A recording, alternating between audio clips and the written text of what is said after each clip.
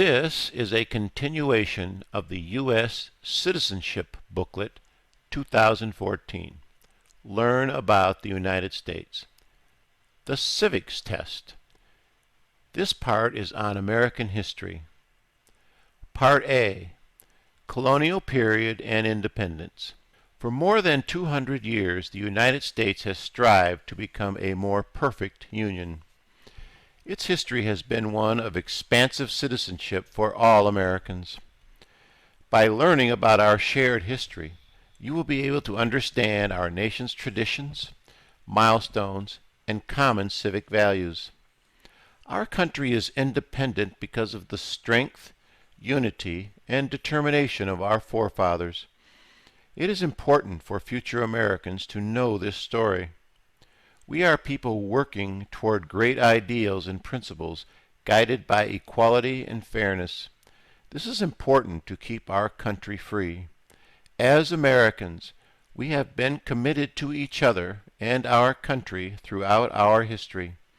The following section will help you understand American history from the colonial period and independence to the Civil War and other important events during the 1800s, 1900s, and today. Part A, Colonial Period and Independence. Question 58. What is one reason colonists came to America? Freedom, political liberty, religious freedom, economic opportunity, practice their religion, escape persecution.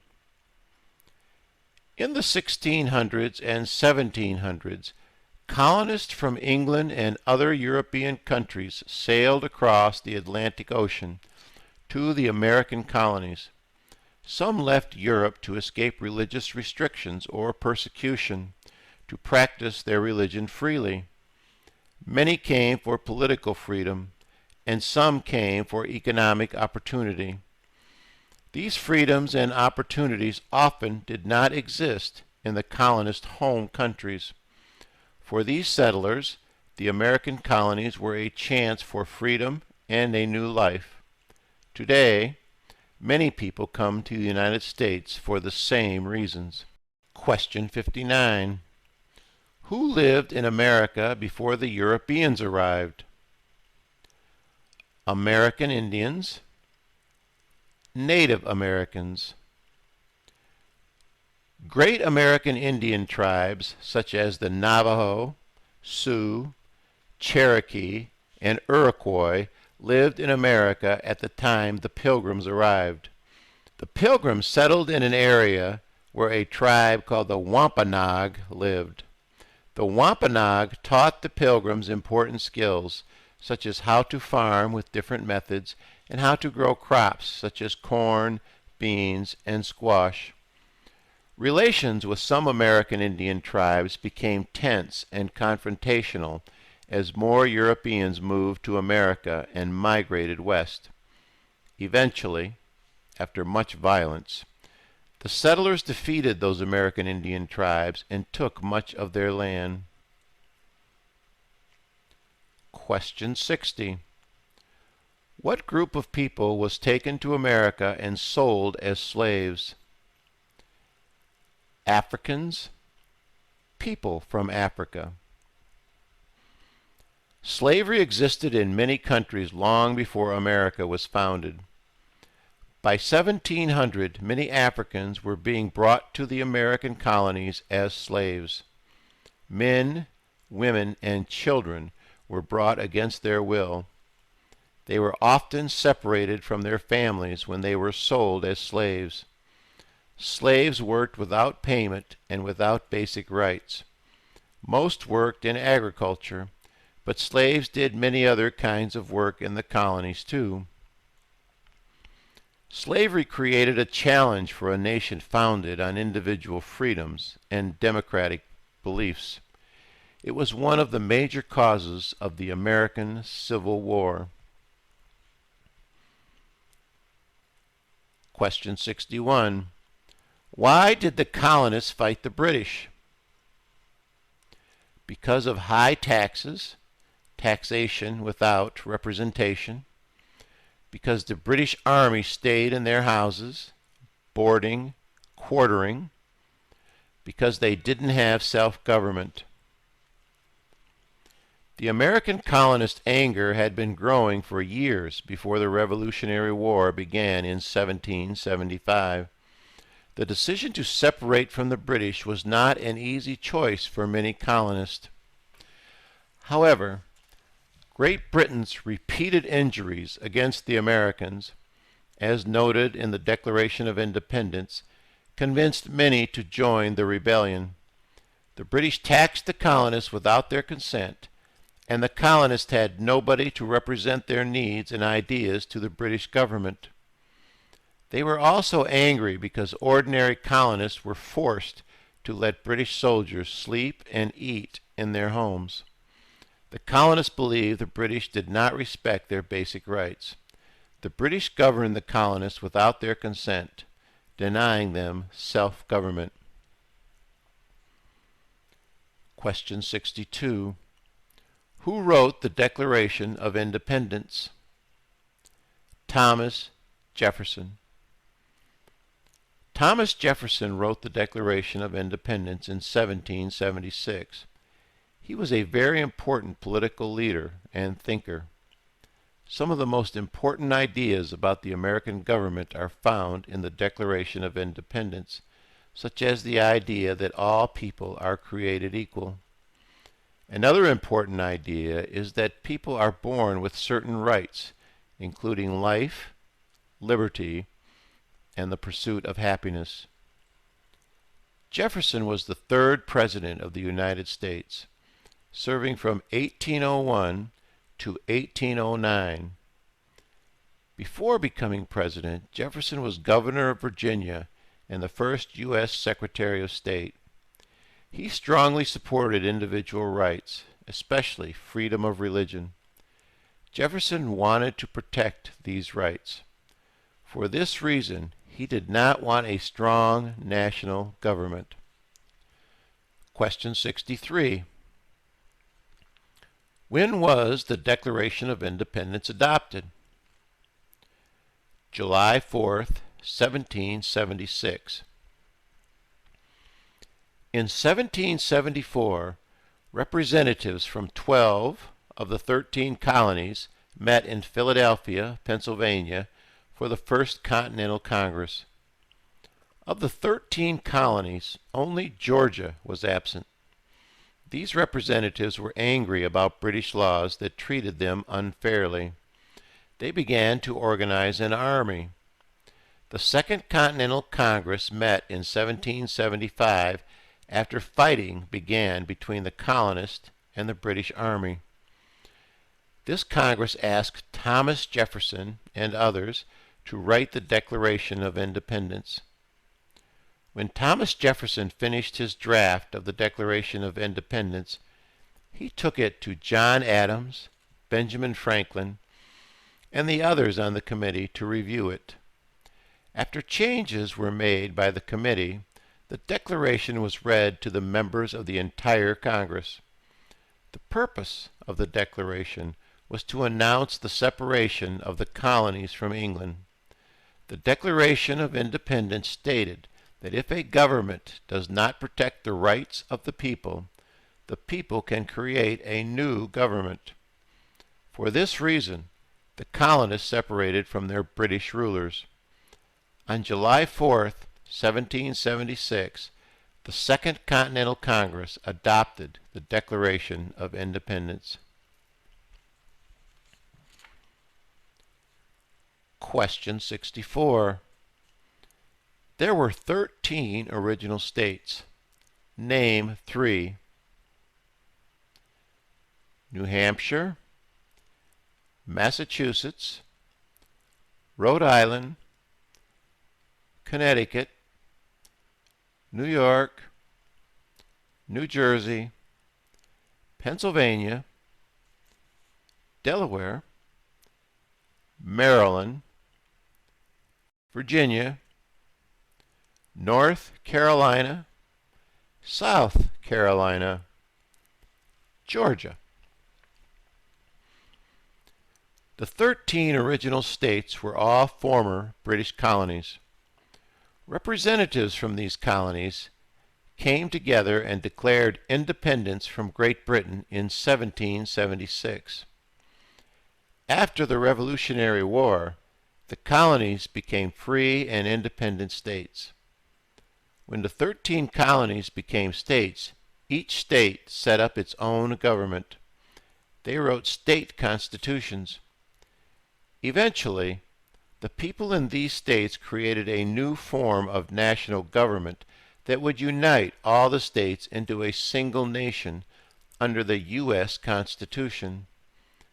The first 3 colonies to become states were Delaware, Pennsylvania, and New Jersey. This happened in 1787. 8 colonies became states in 1788. They were Georgia, Connecticut, Massachusetts, Maryland, South Carolina, New Hampshire, Virginia, and New York. North Carolina became a state in 1789. Rhode Island became a state in 1790.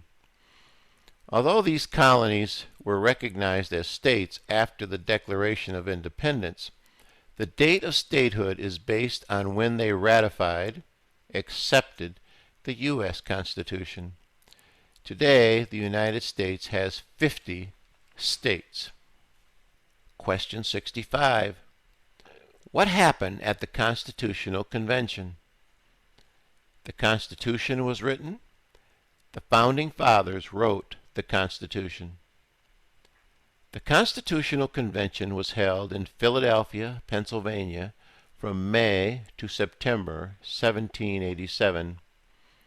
55 delegates from 12 of the original 13 states, except for Rhode Island, met to write amendments to the Articles of Confederation.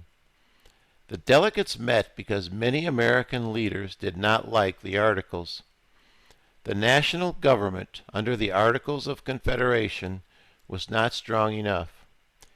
Instead of changing the Articles of Confederation, the delegates decided to create a new governing document with a stronger national government, the Constitution. Each state sent delegates who worked for 4 months in secret to allow for free and open discussion as they wrote the new document. The delegates who attended the Constitutional Convention are called the Framers. On September 17, 1787, 39 of the delegates signed the new Constitution. Question 66. When was the Constitution written? 1787. The Constitution, written in 1787, created a new system of U.S. government, the same system we have today. James Madison was the main writer of the Constitution. He became the 4th President of the United States. The U.S. Constitution is short, but it defines the principles of government and the rights of citizens in the United States. The document has a preamble and 7 articles. Since its adoption, the Constitution has been amended, changed, 27 times. 3/4 of the states, 9 of the original 13, were required to approve the Constitution.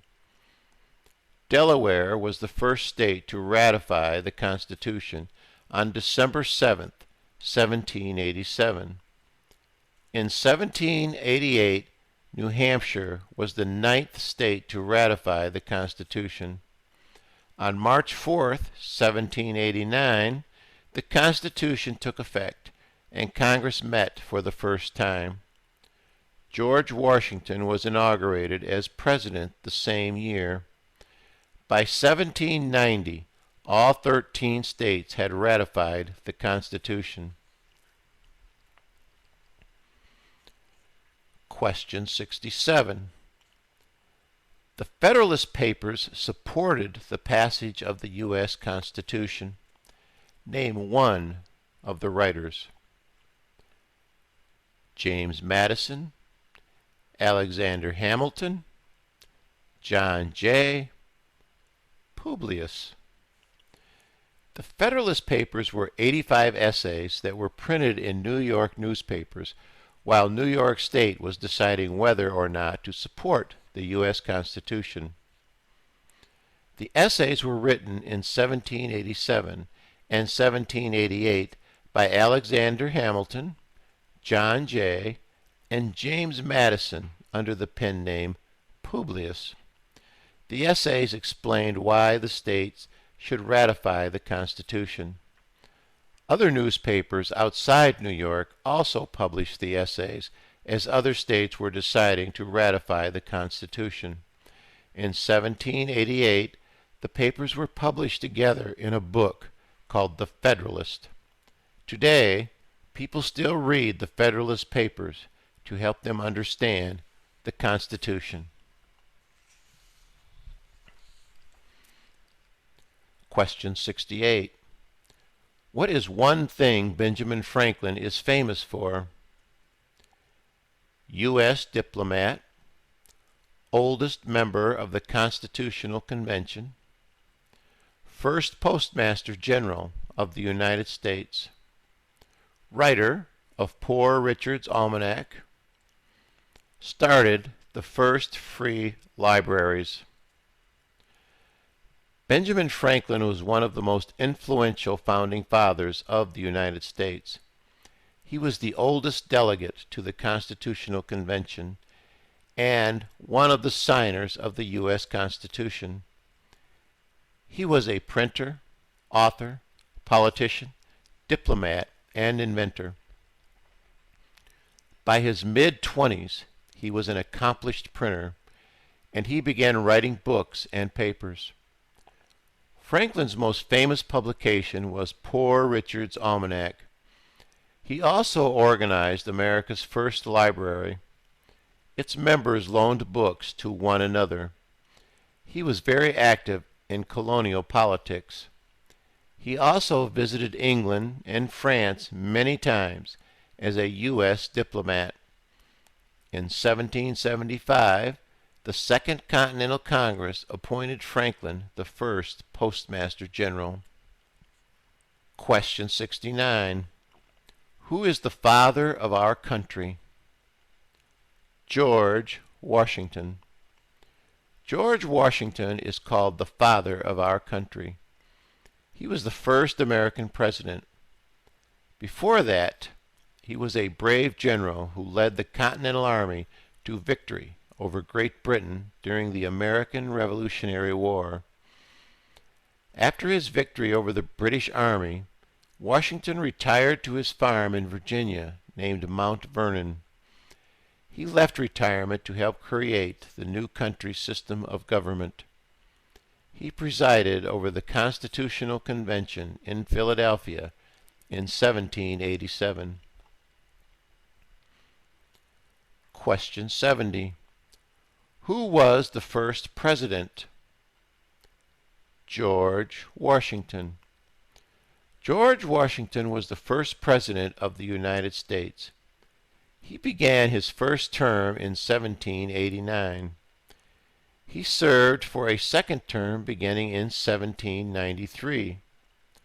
Washington played an important role in forming the new nation and encouraged Americans to unite. He also helped define the American presidency. He voluntarily resigned from the presidency after 2 terms. He set an example for future leaders in his own country and the world by voluntarily giving up power. The tradition of a president serving no more than 2 terms continued in the United States until Franklin D. Roosevelt, who was elected to office 4 times, 1933 through 1945. The 22nd Amendment to the Constitution, passed in 1947, now limits presidents to 2 terms.